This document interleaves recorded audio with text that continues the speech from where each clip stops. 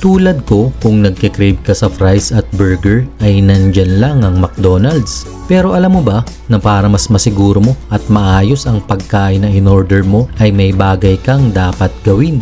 Alam mo ba na hindi lahat ng tao ay humihingi ng resibo kapag sila ay umorder sa mga restaurants at fast food at iba pa? Subalit, may sikretong dahilan kung bakit kailangan mong humingi ng resibo, lalo na pag ikaw ay umorder ng pagkain sa McDonald's. At yan ang aalamin natin. Alam mo ba na yun mismo sa dating empleyado ng McDonald's na si Kamran Adnan, ang mga staff ay nagbibigay sa mga customers na humihingi ng resibo ng extra perks.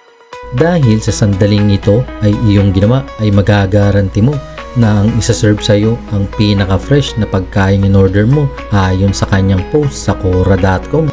Sinabi din niya na ang mga empleyado ng McDonald's ay sinanay para ispatan o abangan ang mga mystery shoppers o gapbusters. Pero ano ba ang gapbusters? Sila yung mga taong binabayaran upang pumunta sa mga restaurants ng McDo at i-rate ang kanilang experience kung saan ang mga shoppers ay kadalasang kumakain ng alas 12 hanggang alas 2 ng hapon at alas 5 hanggang alas 7 ng gabi ayon kay Kamran. Bukod pa dyan ay kanya ring sinabi na dahil ang review nila ay nakakaapekto sa rating ng store, ang bawat store managers ay ginagawa ang lahat upang masiguro na ang rating ng kanilang matatanggap ay positibo.